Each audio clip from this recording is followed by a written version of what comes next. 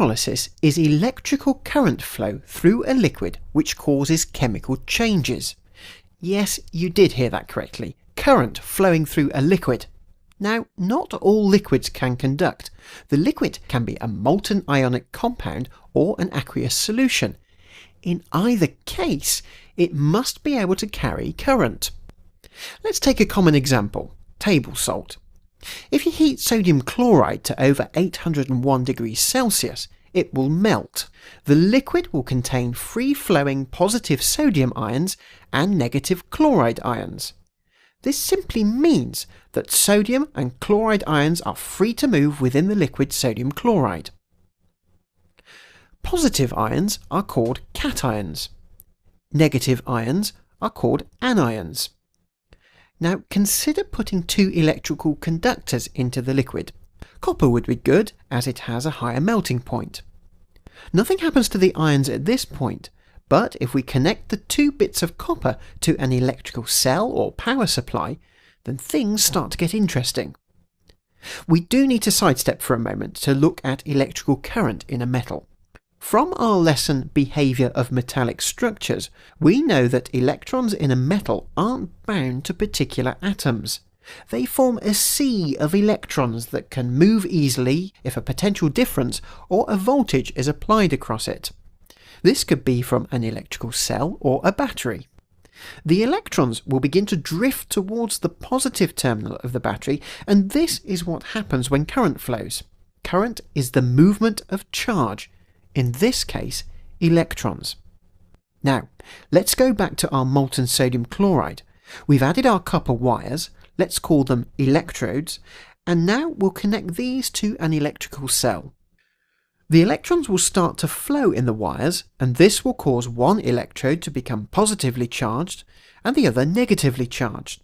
This has an immediate knock-on effect in the molten sodium chloride, which you'll remember is a mixture of sodium cations and chloride anions. Anything positively charged in the liquid, in this case the sodium ions, is going to be attracted to the negative electrode.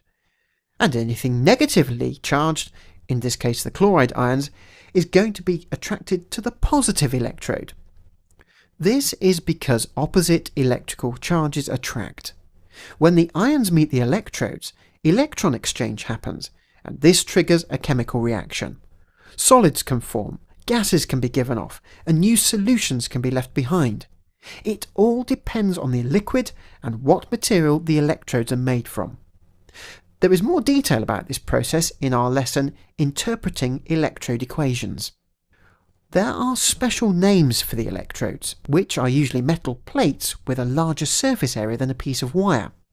The positive electrode is called the anode, it attracts anions, and the negative electrode is called the cathode, it attracts cations. The liquid is effectively conducting electrical current. The only difference is that the charge carriers in the liquid, in other words the charged particles that are moving, are ions.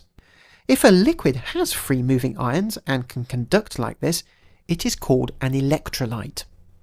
Remember that electrolysis can also take place in ionic solutions as well as molten compounds. The more concentrated that solution, the greater the ion flow rate. Ion flow rate can also be increased by increasing the potential difference or voltage across the cell. We'll be studying several examples of electrolysis in more detail in other lessons. For the time being though, here is a summary of the key ideas about electrolysis. Electrolysis is the flow of electrical current in a conducting solution or molten liquid that causes chemical changes. The conducting liquid is called an electrolyte and has free moving ions. The conducting plates, bars or wires inserted into an electrolyte are called electrodes. Positive ions are called cations and are attracted to the cathode. Negative ions are called anions and are attracted to the anode.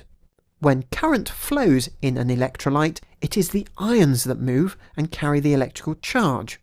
When current flows in the electrodes and wires, it is the electrons that move and carry the electrical charge.